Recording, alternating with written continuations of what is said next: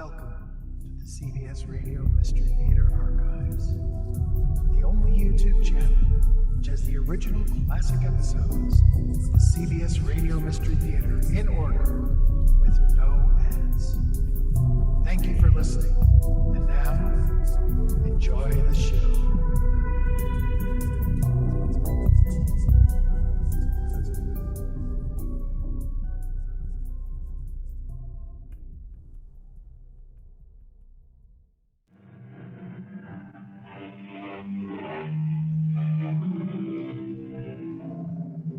Come in. Welcome. I'm E.G. Marshall. Gambling fever, a disease that in varying degrees afflicts millions of Americans. In its milder form, where it's indulged in casually, it can be no more than a pastime. But the compulsive gambler finds himself on the road to perdition. An addicted gambler is doomed as surely as anyone addicted to drugs or alcohol. He will inevitably find himself face to face with disaster. Hey, you're late, Lou. I know. I've been trying to raise the money. You ought to put that to music. That's the same song I've been hearing for the last week. Look, we've been doing business for years. I've always paid before, haven't I? That's like yesterday's news. Dead. That's what you'll be unless you come up with 11 big ones before next Tuesday.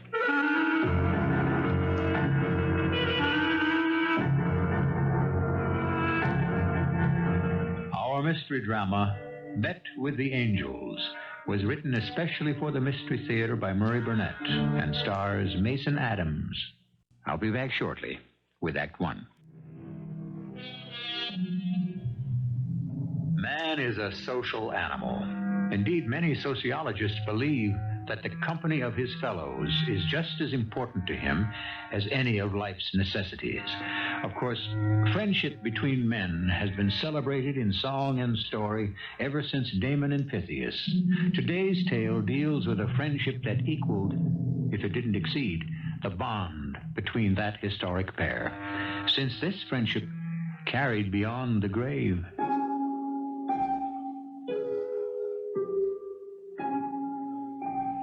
Ever since I could remember, Lou Marvin and I had been pals, from kindergarten through the University of Chicago. Although we chased different careers after we graduated, me to the advertising business, and Lou turning his charm and personal magnetism to selling, we kept in touch.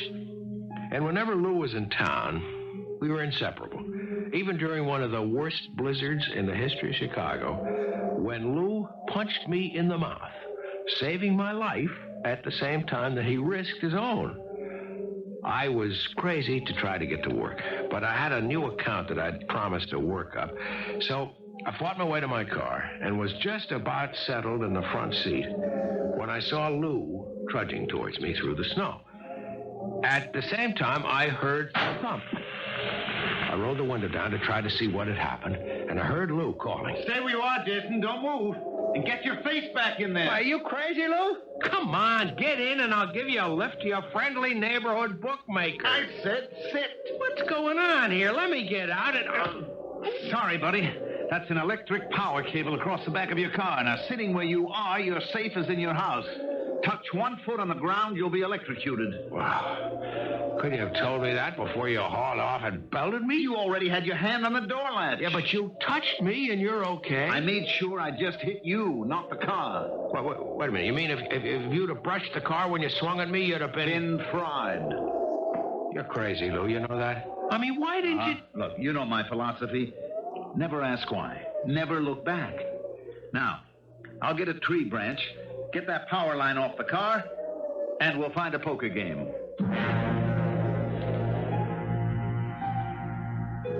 Lou found the poker game. I went to work, despite Lou's beautifully persuasive sales pitch. Lou knew that I wasn't a gambler, but he liked to have me along when I could spare the time. I enjoyed watching, and I sometimes even made a small bet. I liked to think that I acted as a restraining influence, but I realized I was kidding myself. For example, one summer night, we went to the Trotters. The next race, Jason, the next race is going to be the biggie. we'll win back everything we lost. Right, Lou. I mean, isn't that the way it always goes? The next race, the next football game, the next fight. Have I ever steered you wrong? Often? Well, can't win them all, you know that. Oh, I know, Lou. I know. I just don't like to lose them all, and I think you lose more than you win. Oh, come on now. No analysis tonight. Look at this horse here. Look at this. Number 6 in the next race. Right. Well, that's where they say the pot of gold is. Jason, 11-1. That's not like you, Lou. You're a chalk player. Not when I'm out $600. Now look at him. There he is out on the track now. The roan there. Now, isn't he beautiful? You know something, Lou? You have been reading racing forms since high school. Now, I don't pretend to know half as much as you, but look at this dope sheet on Rainbow. He leads all the way to the stretch, and then he quits and he finishes last. I saw that. That's the beauty of it. I figure they're setting him up for a killing. That's why he's 11-1. Now, come on, let's get to the windows before we're shut out. As usual, there was no standing up against Lou's enthusiasm. I bet $5 on Rainbow. Lou bet 100. Rainbow went out to a 6-length lead with Lou screaming, "What did I tell you?" and then stopped as if he'd run into a brick wall. He finished last again. But what happened next? That's the part that you're not going to believe.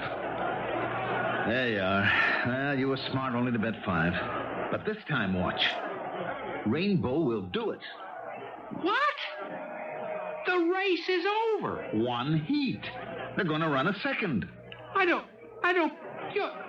You're not gonna bet him again. Jason, that's why you're a loser. You just don't understand. Now look at the tote board. Rainbow's up to 15-1. They're going to make a killing. Who's they? How do I know? The owners, the insiders. Oh, boy. You know, Lou, for an intelligent guy, I really think you don't have all your marbles. You don't know anything about gambling. I know enough not to put my money on a horse running against the very same horses that just beat him by 20 lengths. Jason, now look. It costs money to run a horse in this race, doesn't it? I know about entry fees. Well, there you are. Why do you think the owners would put up this much money to enter him if they didn't think he could win? This is a put-up job. I can smell it. Okay, you have every right to call me the world's biggest idiot, but you've never heard Lou sell. His belief was so strong, and he had the ability to sweep away all logic and actually convince you that he was right. At any rate, I bet another 5, and he put down his last 100, and then we rushed back to the track to watch and listen. And as they head into the stretch, it's Rainbow on top by 2 lengths, then Mark's son of Villafranche and Hesperus. Hesperus is moving on the outside. Mark's son and Villafranche also moving up as Rainbow falters. It's Hesperus and Mark's son. Hesperus and it's Mark's son on the inside by a nose. There'll be a photo. Well, Lou. Well, there you are. Well, I still have a small bankroll left. I think I'll find me a poker game. I couldn't get sore at Lou. None of his friends could. I mean, if you liked him, and most people did, you put up with that fatal flaw in his character. However, I didn't hear from Lou for about a week after the incident at the racetrack, and I was concerned. I called and I left messages, but he didn't return the calls. So one night I decided to stroll over to his apartment on Lakeshore Drive.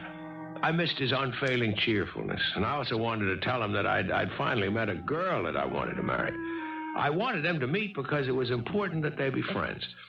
As I approached the entrance to his apartment house, I was surprised to see Lou come out, escorted by 2 men. Lou? Hey, Lou, hold up a minute. I didn't like the way the men kept Lou between them as they came to a stop. They were well-dressed, but something about them screamed hoodlum. Where you going, Lou? Did you forget our date? Oh, yes, it slipped my mind.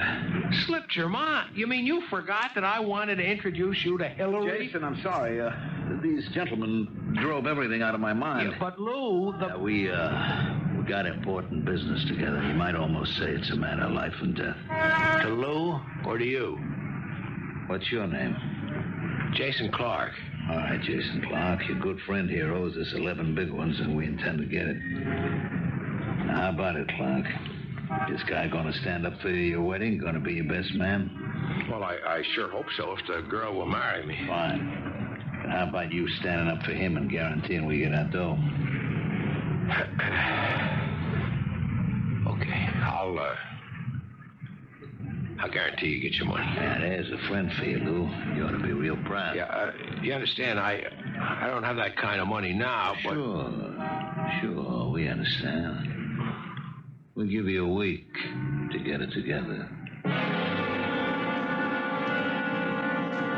You shouldn't have done that, Jason. I make my problems and I solve them. I couldn't let him kill you. Look, I'm no good to them dead.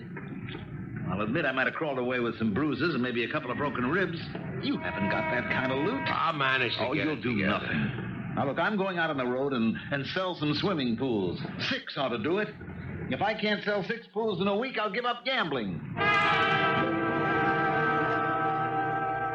Lou did sell the pools. 7, as a matter of fact. He didn't give up gambling, and he met Hillary Jones, by this time my fiancée. To my delight, they hit it off beautifully. Hillary disapproved of Lou's gambling, but she was not a managing woman, and she didn't attempt to reform him. When Lou was in town, he was always welcome company, and we became a threesome, until tragedy struck. Lou was killed in an automobile accident. I didn't realize how large a part Lou had played in my life until he was gone.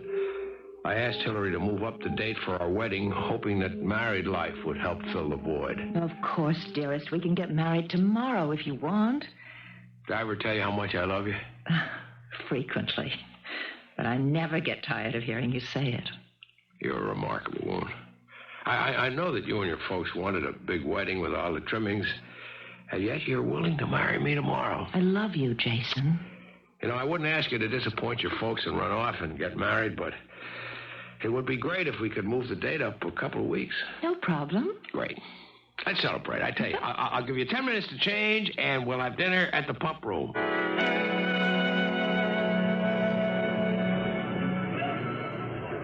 I have a very important question to ask you. Where is all the money coming from for this? Don't worry about it. We can afford it. Well, I know you do very well at the agency, but nowhere near well enough to be able to afford the luxuries you've lavished on me in the last few months. Best restaurants, the best seats for the best shows. You're objecting to the way I've been courting you? I love it. But where are you getting all the money? Oh, you'd be surprised. Darling, I think we're heading for our first quarrel. Why are you so secretive? What's going on? I'll tell you, but only upon 2 conditions. First, that you won't repeat it to a soul. And second, that you won't make fun of me. I promise. Okay. I've been gambling. Gambling? And winning. What's happening to you? You're not a gambler. You never were. Don't you remember the hours we spent talking about Lou? Trying to come up with some way of curing his gambling habit? Cool it, Hillary. It's not really gambling. You're betting. Yeah, but I can't lose. I haven't lost a bet, not once. That's ridiculous. That's impossible. Not if you're getting tips from the right source. What source? Lou, of course. Lou tells me what to bet. And he's never been wrong.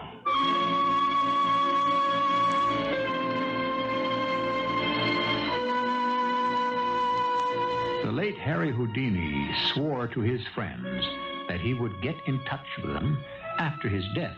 He even left very definite details as to how they would recognize his presence, even if he were unable to talk with them. So far, none of them has been contacted. Now we have Jason Clark, who says he's getting betting tips from his dead friend. Can this really be true? We'll find out shortly when I return with Act 2. There are many spiritualists who claim to have regular conversations with the dead, but most of them maintain they reach the spirit world only through their own very special contact on the other side. Jason Clark, however, has told his fiancée that he's in direct contact with his dead friend Lou Marvin, who's giving him sure winners in sporting events. Jason, I know you believe that Lou has been giving you tips on betting. And I'm trying to decide which worries me more. The fact that you're gambling or the fact that you actually think that Lou... Remember your promise. You swore that you wouldn't make fun of me. Darling, I'm not making fun. I'm just terribly worried. I know how close you and Lou were and how much his death affected you, but this is... Look, honey, please, relax. I'm not crazy. Now, just let me explain how it happens. But you can't. All right, go ahead. See, the first time I was reading the sporting page about the game between the Chicago Bears and the Giants. And suddenly I heard Lou's voice clearly telling me to bet the Giants. Oh, you couldn't have. Right. I couldn't, and I didn't. I dismissed it as some sort of hallucination. But twice before the game, I heard him again. And it was just the way Lou used to talk. And I still didn't bet or do anything about it. And the Giants won. Oh, Jason, my love, that was just a coincidence. That's just what I thought until it happened again with a basketball game. So I made a small bet, and I won. And from then on, I've just listened to old Lou, and I haven't lost a single time. Darling, I'd like you to see a doctor. Yep. He's a good friend of Hillary, mine. please, Hillary, please. Just let me prove it to you. Wait a minute. I'll go out to the lobby. I'll get a newspaper. You just wait. Okay, here's a paper. Now, look. Here is the list of tonight's games. You pick a game. Any game. No, I don't want anything to do with this. In other words, you have a closed mind. You love me, but you won't even let me prove to you that I'm not out of my skull, that this is really happening. All right. Here. I picked the game between the Chicago Bulls and the Los Angeles Lakers. Okay, now hand me the paper. Tell her to pick another game, Jace. Well, do you hear anything? Yep, Lou says you should pick another game. I didn't hear a thing. Yeah, I know, but that's what he said. All right. But I'm only going along with this nonsense because I love you. You just pick the game. It's getting late. All right. At Boston and Philadelphia. How long are you going to stare at that paper? Take the Celtics and 6 points. Where are you going? To phone in my bet, Lou told me to take the Celtics with 6 points. Well, do you believe me now? 100, 200, 300, 500 bucks. But the Celtics lost. Yeah, but only by 3 points, and the spread was 6, so I won. Now do you believe me? I believe you won, but I don't believe... I refuse to believe that such a thing could happen. You don't believe in life after death? Maybe there is. But if there are such things as spirits, they don't go around giving people tips so that someone down here on Earth can win a lot of money. Come on, Hillary, you know what a great salesman Lou was. I mean, if anyone could sell the other world a bill of goods on gambling, Lou is the fellow who could. Jason, I don't know what's going on, but I want you to stop. Why? Because it's wrong. What's wrong about winning? I'm making legitimate bets and I'm winning. I mean, it's the easiest money I ever made in my life. We can use it to build a wonderful life. Do you realize that the ceiling is absolutely unlimited? And what happens if Lou stops sending you tips? Simple. I don't bet. I'm not a gambler. I'm just a winner. A man who acts on heaven-sent information. And if I don't get the information, I'll quit. And what happens when you lose? Well, I don't even want to think about that. Not because of the money. I mean, there's no way I'd bet enough to lose it all. But if I lose, that'll mean that something is going on inside my head, and I never was in touch with Lou at all. And how do you think I like living with that thought? You shouldn't consider it. The records show that I must be hearing from Lou that I'm betting only on sure things. But somehow, to me, that's even more frightening.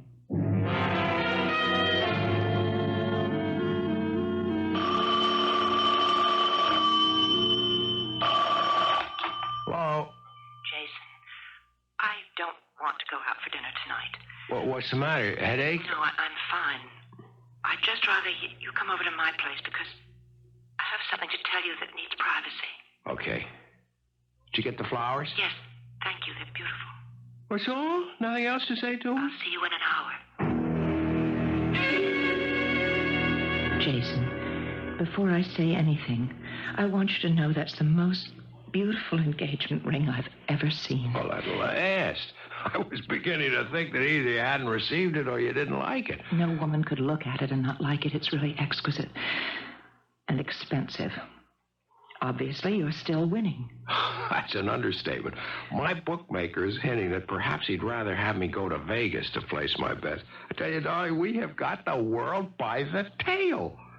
Yes, I suppose that's one way of looking at it. Well, what's the matter? I thought you'd be happy about the ring. The trouble is that I'm beginning to believe you about Lou. Why should I make you unhappy? Because I don't want to believe in demonic possession. Demonic? What the deuce are you talking about? You know how we used to laugh and joke about all those books and films where some kind of devil entered the body of a perfectly normal person and took over? Well, what's that got to do with anything? Oh, I believe that somehow Lou has taken possession of your mind. Are you saying that you think Lou's a devil or some kind of an evil spirit? No, not at all. I just think that ever since this started, you've been acting and thinking like Lou rather than like Jason. Nonsense. You've quit your job with the ad agency, haven't you? You're exaggerating. I just took a leave of absence. Why? Well, there's not much point in my turning out advertising copy 5 days a week for less than I make on one bet. Oh, I wish you could hear yourself. It almost sounds as if Lou were talking. That's just what he'd say. Wait a minute. Of course. Why didn't I think of this before? You're jealous. You're jealous of Lou and... That's not true. That's not true at all. I thought Lou was a fine person, and I enjoyed being with him, but much as I liked Lou, I would never have thought of marrying him. Well, I can't believe what I'm hearing. I mean, look at me, honey. I'm Jason. I am Jason Clark. You remember me? The guy who loves you and wants to do everything in the world for you. Well, if you really mean that, then we have no problem. Of course I mean it. Then stop betting. Boy, oh boy, I really stepped into that one, didn't I? Well? Let me think about it for a minute. You think about it. I don't have to because I already know the answer. You're pushing me, Hillary, and I don't like to be pushed. Why don't you admit it? You're addicted, exactly the way Lou was addicted. You can't stop, not even from me. Can't you see that's not fair? I mean, Lou lost a lot of time. Sure, he won now and then, but he lost. I mean, if you want to say that I'm addicted, be honest. I'll admit that I'm addicted to winning. I'm sorry, Jason. Here. What's that? Your ring. I'm giving it back. I'm calling it quits. If I were a gambler, I might say I was cutting my losses because I know what you're doing is all wrong. I walked back to my place after Hillary had broken our engagement, feeling rotten. I had to face up to it. A lot of what Hillary had said was right. I just couldn't bear the thought of throwing away this golden opportunity. And I also had to admit that if I quit, it would probably break my link with Lou, and I didn't want to lose contact. I was feeling miserable when I opened the door to my apartment, and I froze. Seated there were the two men that I'd seen with Lou when he owed them $11,000. One of them spoke. Come on in, Clark, and close the door. You remember meeting us before with your friend Lou Marvin? I'm Mr. Smith. This fellow's Mr. Jones, my silent partner. How did you get in? Let's not waste time on unimportant matters. I don't remember the guy who said if you can't lick 'em, join 'em, but that's the way we feel. We want to go into business with you. Yeah, but I'm not in business. Wrong. Dead wrong. Now, you've been taking a lot of money, an awful lot of money away from our enterprise, and it shouldn't happen that way. Now, you know as well as we do, Clark, it don't figure. You mean I'm not supposed to win? Well, of course you're supposed to win some of the time. But even the luckiest gamblers we ever saw also lost some of the time. You're something else, Clark. You're the first guy we ever ran across who never loses. If you fellas are trying to tell me that you don't want my action, I'll go elsewhere. There ain't no elsewhere, Clark. You've become famous. Now, we're here to make you a straight business proposition. We understand you must have some kind of a system. And we want you to tell us about it so we could work it better. I don't have a system. Now, look, Clark, you've been doing great. I mean great. But with us, you'll do even better. We can put down bets that no one would take from you. So it makes sense to let us in on it. Look, I told you, I don't have a You're system. not dealing with children when you talk with me and Jonesy. What, you want to make us believe you close your eyes, you stick a pin in a paper, and come up with a winner? Of course I don't do anything like that. All right. So tell us, what do you do? This is ridiculous. Ain't it? You know, if anyone had ever told me I'd be sitting in a guy's apartment one night begging him to tell me how he picks winners, I'd have said he was bananas. But here we are, and we're asking you, and we're asking polite. Yeah, I understand that, but I have nothing to tell you. It's just that I get a feeling. Well, you're going to have to come up with something better. Maybe like somebody on the inside is giving you information, you're splitting with him. Is that the way you work it? Absolutely not. Okay, I'll buy that. Not because you tell us, but because we got connections, and we check them very carefully before we come here tonight. If there's anything I could do to help you, I would. You can. All you have to do is tell us how you figure the basketball games, the football games, the races. Just tell us. And we're in business. Okay, all right, okay. I'm using the rhythm system. You have heard of biorhythms and charts? Biorhythms? Yeah.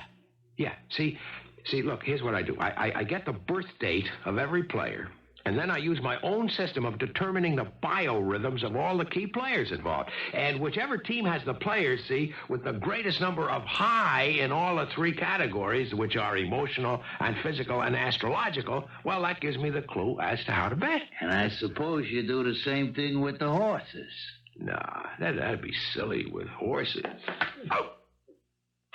Oh, I'm sorry. My partner has a nasty temper. I don't like violence. But I can't blame him for punching you. So come up with some answers or Jonesy's going to get so mad, he might really hurt you.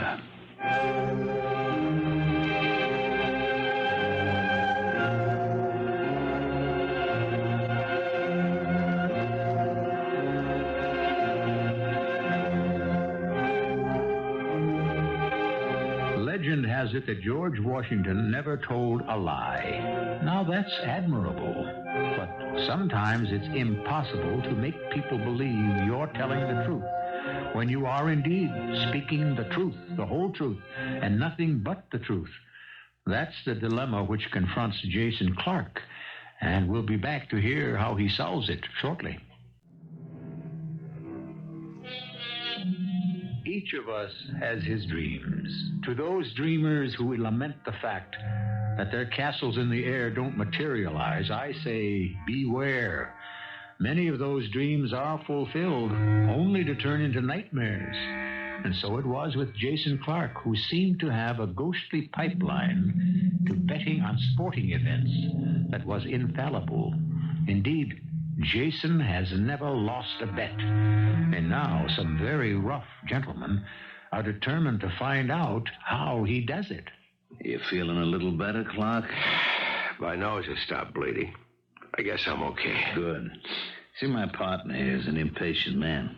I don't know how long I can hold him back. Look, you don't have to threaten me. There's just nothing I can tell you. There's nothing you'd believe. Try us. It's no use. It's hopeless. You're not going to come back with that, what do you call that, biorhythm garbage, are you? No. All right, you seem to be learning. Now, we'll go along with something when we hear the truth.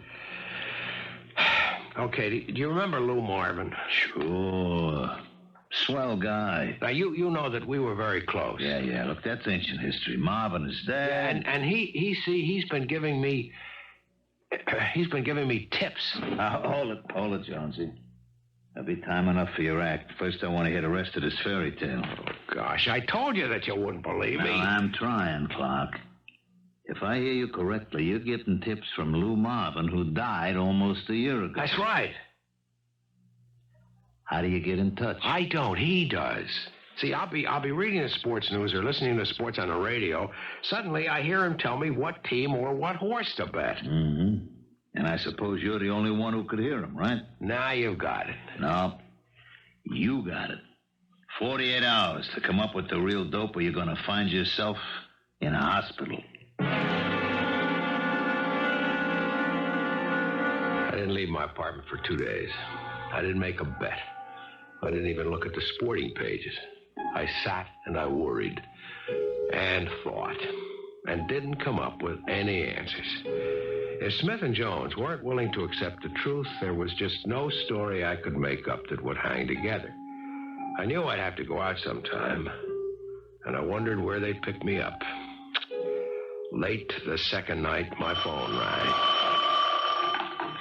Hello? This is Smith. Remember me? Yeah. Have you changed your mind?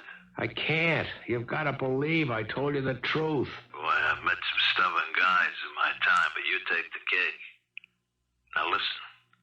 Listen good, because you won't be hearing from me again. Yeah, you know how Jonesy feels about you.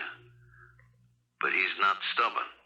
When I showed him that if we damaged you, we might be killing a goose that laid the golden egg, he saw the logic of that right away. That makes sense. So you've decided to leave me alone? That's right. But that girl you're going to marry, that Hillary Jones, now there's really a good-looking dame. Listen, if you touch her... Now, you can stop us. Just tell us your system and nothing happens to her. But if you don't, when we get through with her, nobody would want to marry her. Think it over and call me tomorrow. You know the number. Although it was well past midnight, I called Hillary. I told her I had to see her. It was a matter of life and death. I think she was still too sleepy to understand what I was saying, but she agreed to allow me to come over. All right, Jason. Now that you've got me out of bed in the middle of the night, calm down, drink some coffee. Tell me what this is all about. Well, first, Hillary, I want to apologize. I take back everything I ever said to you. About what? About this betting. I was wrong and you were right. It's big trouble. And the thing I can never forgive myself for is that you're involved. I don't see how that's possible. Oh, darling, listen, start packing. You've got to go away. Will you please drink your coffee and make some sense? They're threatening you. That's why I called. Right after Smith hung up, we've got to find someplace where they can't find you. Listen, I know you're in some kind of panic and that you're worried about me. Why do I have to run away? Sorry, you're right again. You see, the fellas that I've been betting with came to see me. They thought that I had some kind of new foolproof system for picking winners, and they wanted to go into business with me. Of course, I told them I didn't have a system, and they didn't believe it. They threatened me. One of them took a punch at me. And finally, I told them the truth. You mean about Lou? Right. Of course, they didn't believe that either. And that was 2 days ago. Well, they called me tonight. They said they wouldn't hurt me since I'm the goose that lays the golden eggs. But if I didn't tell them, they were going to beat you up and scar you for life. That's why I'm here, and that's why you've got to get out of town now. No, that's not the answer, Jason. I don't intend to run away. Believe me, Hillary, this isn't the time for heroics. No, not for panic either. Running away won't solve anything. Well, what will? Wait a minute. I'm trying to see it their way. Now, remember when you first told me about Lou giving you tips? I didn't believe you. So I can understand why they didn't believe it either. Now, suppose you prove it to them. How? The same way you proved it to me. Give them a demonstration. Well, I'm not sure that Lou would go for that. Why not? I know how he felt about these guys. He hated them. And he's sure to know that they're with me, just waiting to cash in. But if he knows all that, he must know the spot you're in. Yeah, I suppose he does. But don't you think Lou was too good a friend of yours to let you down? He got you into this. Now give him a chance to get you out. We talked about it for the rest of the night, but I really knew deep down that it was the only sensible suggestion. Now it is up to me to persuade Smith and Jones to come to a demonstration. The next day, I called the number that Smith had given me. Hello? It's Jason Clark.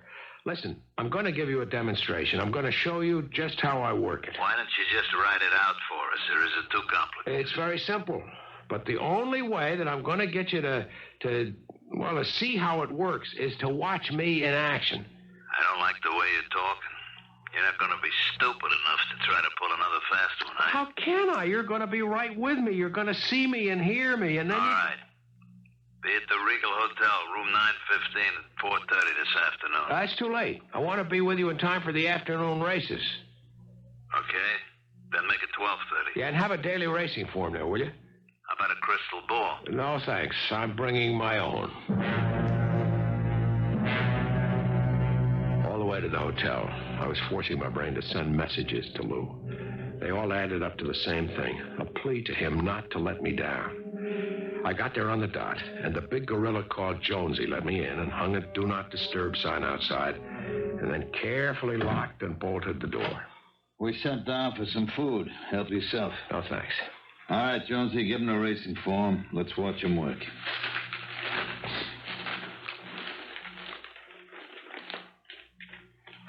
But what are you doing? Working. We ain't hearing nothing. I'm going to give you the name of a horse to bet. What race? I don't know yet. I don't believe this guy, Jonesy. Look, I can't concentrate if you keep on talking. That's too bad, because I ain't going to shut up. You know, dummy, you know what we want. We ain't looking for tips.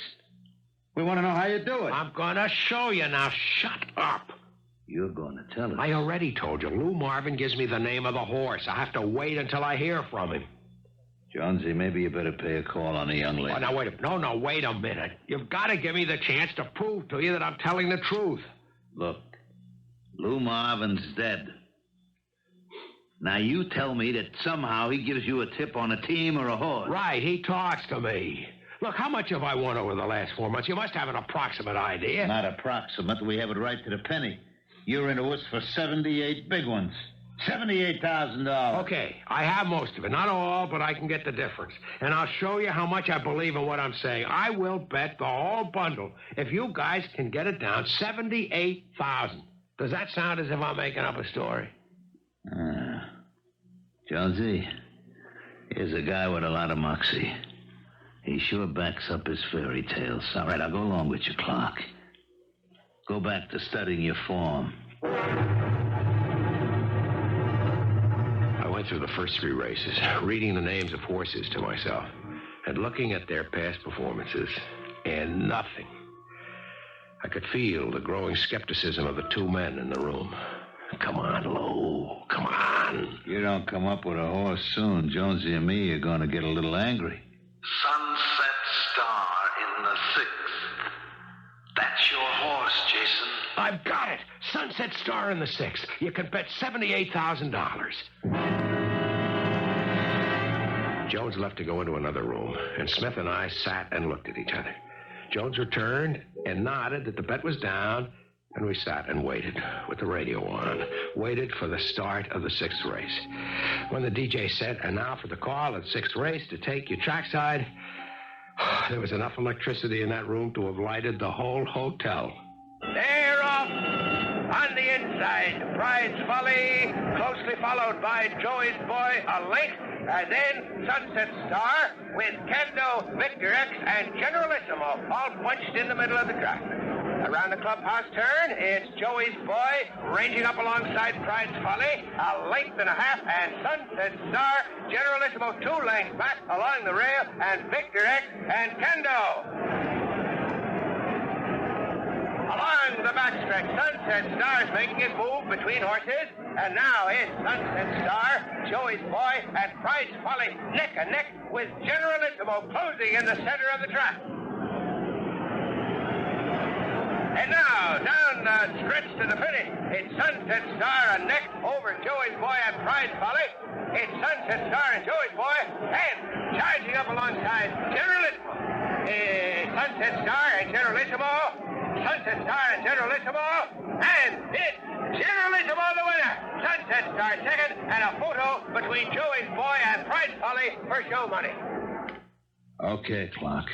You showed us how it works. Lou, what happened? How could you do this to me? Look, you don't have to put on that Marvin act for us. We figured it right. You didn't have a system. You just got hot and ran the luckiest streak I've ever seen. Yeah, but the $78,000 that Jones bet. You don't think we'd have laid $78,000 on a tip from a ghost, do you?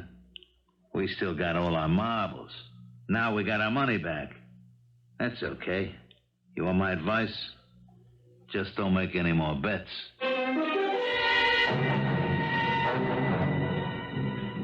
When I got back to Hillary's apartment, she took one look at my face and she threw her arms around me joyfully. Oh, darling, I'm so glad. I'm so glad. You're glad. You're glad. You're happy I've lost all the money I don't made? care about the money.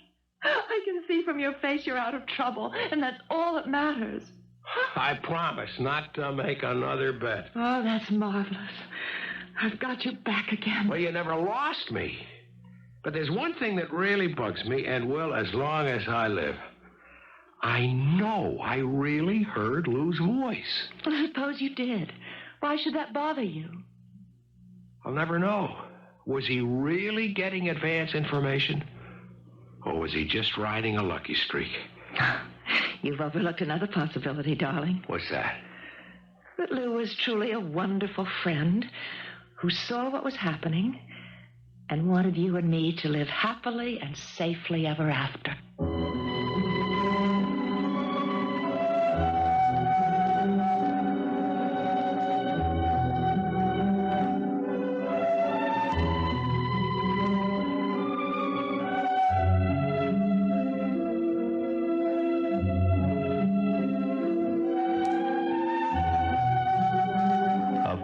There are some questions to which there are no answers, and I'm sorry that I can't choose for you between the three alternatives and tell you which one was true. There are always skeptics, and they will say that Jason Clark only imagined he heard the voice of his friend.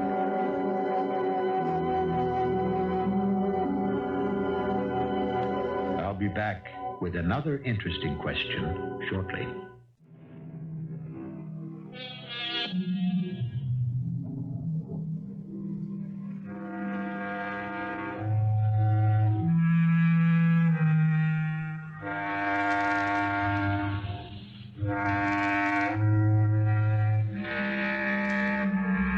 The question that intrigues me about today's tale of friendship and the compulsive gambler is, if indeed Lou Marvin was really sending messages from the spirit world to his friend and getting a vicarious pleasure from making bets through Jason, what happened to Lou when he could no longer gamble?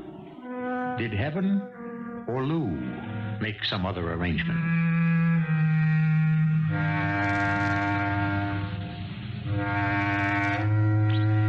Our cast included Mason Adams, Marion Seldes, Mandel, Kramer. The entire production was under the direction of Hyman Brown. I hope you enjoyed this episode of CBS Radio Mystery Theater. If you've enjoyed this and want to hear more, please subscribe to this channel. You can also visit my other YouTube channel by searching Mr. Brian McCarthy in the YouTube search bar. Till then,